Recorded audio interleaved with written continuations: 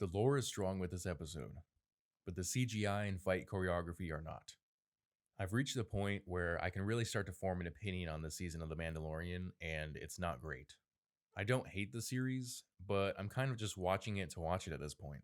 Unfortunately, Jon Favreau and Dave Filoni have now shut down a few theories that I've had that would have made the series compelling to watch.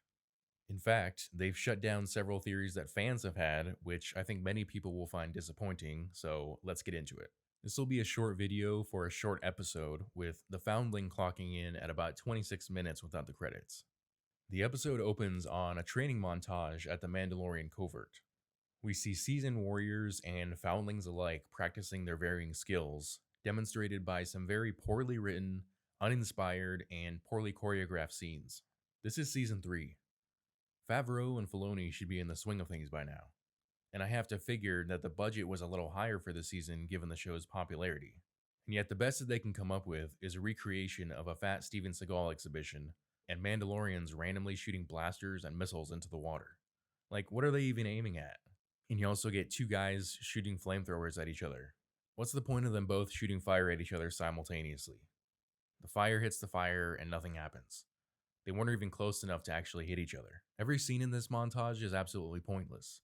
Am I the only one who expected a lot more from a demonstration by an elite warrior culture? Maybe it's best that we didn't get more fight scenes in the Book of Boba Fett. Meanwhile, you have Grogu just sitting by himself playing with rocks, and Din Djarin decides it's time for this midget to participate in training with the other foundlings. Have Filoni and Favreau not considered that there should be an exception to any species taking part in Mandalorian culture? Let's be honest. Grogu is just too small to be a Mandalorian. Sure, he can do some things that a Mandalorian can do, and he has the Force. But there's been no indication at what age Grogu will be old enough to be consistently useful. For all we know, he might only hit puberty once Din Djarin is dead. But Grogu takes part in a contest with the young Mandalorian Ragnar, where they shoot paintballs at each other from 4 feet away. And if this is meant to be like a quick draw contest or something, shouldn't they be standing a little further away from each other? I mean, how hard is it to aim at someone just a few feet away from you? Grogu wins, of course, by using the Force to hop around Ragnar, and when Ragnar walks away to sulk over his loss to a 50-year-old baby who never fired a dart in his life, he gets snapped up by a dragon-like creature. A group of Mandalorians attempt to follow the beast, but have to give up because they all run out of jetpack fuel. Which at first I thought, well, that's stupid. But then I realized the jetpacks probably don't hold a lot of fuel, and they are likely rationing since they are living in a cave in the middle of nowhere. Bo-Katan was smart enough to take her ship and follow the creature to its nest, returning to gather a hunting party, and Pre Vizsla mentions that this has happened before, and that they've never saved the foundlings because jetpacks make too much noise and alert the dragon. But wouldn't the Mandalorians have a ship of their own? Like at least one. How else did they get to the planet? It doesn't seem like there's any ports or cities nearby. Obviously, their jetpacks couldn't take them very far, and the armorer has all that equipment that she always brings with her. But whatever, I guess things don't need to make sense. Since Bo-Katan is the only sensible one and finds the dragon's location, she gets to lead the hunting party along with Din Djarin, Paz Vizsla, and the Shriek-Hawk training team. The Shriek-Hawk was the sigil of Pre Vizsla, the former head of Death Watch, which to me is further proof that this tribe of Mandalorians hasn't severed their alignment with his cause. We also learn on this mission that when Mandalorians eat together, they each have to find a different spot so they can take off their helmet without anyone seeing their face. And since Bo-Katan is the party leader, she gets the honor of staying at the fire. While I'm glad that Bo-Katan is ingratiating herself into the tribe, I had hoped it would take longer and that she would face more trials. But unfortunately, I think the other members of the tribe are making it too easy on her, which I think makes for a less interesting story in the long run. Since the hunting party is taking the stealth approach, they have to scale this really high peak, and it's funny to watch Paz Vizsla. He's already a really beefy guy, and he's also carrying a minigun. You can literally hear him heavy breathing the whole way up. What I want to know is, did stuntmen actually climb a rock with the armor on, or is it just CGI?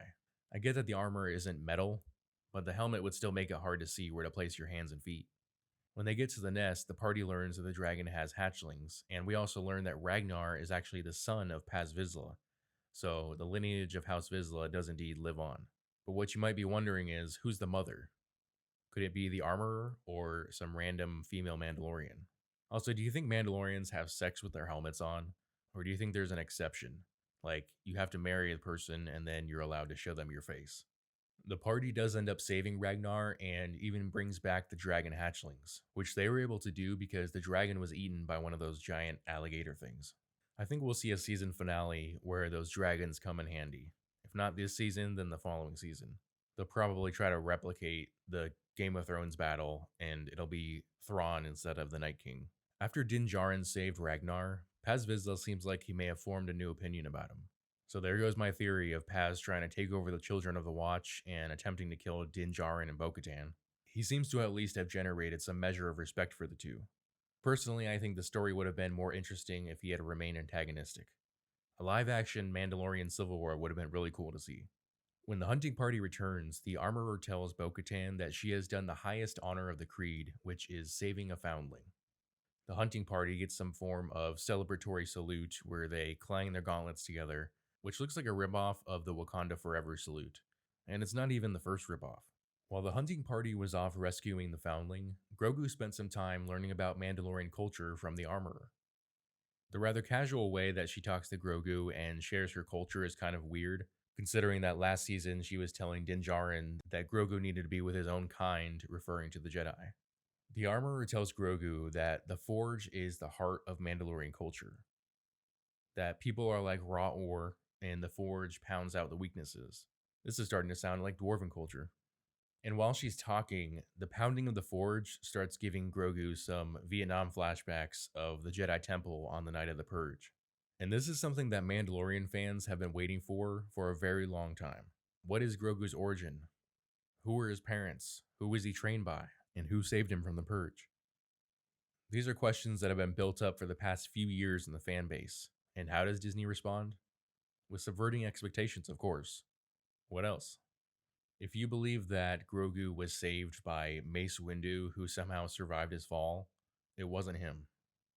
If you thought that R2-D2 saved him, because some fans, after watching the finale of Season 2, think that maybe R2 recognized Grogu, it wasn't him. If you thought it was the librarian Jocasta Nu, no, it wasn't her either.